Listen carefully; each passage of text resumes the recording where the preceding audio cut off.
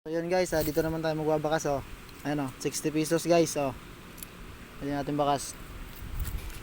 Dito lang natin siya ilalagay oh. Ayan.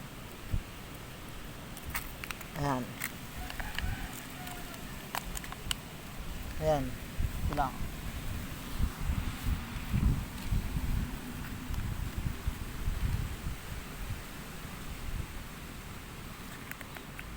Tabunan lang natin dito.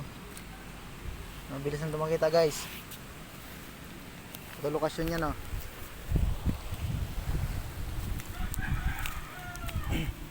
Yan. Dito lang yan sa may Navarro, General Trias, Cavite, sa may Damayan. Ayan, nandyan lang sa area na yan guys.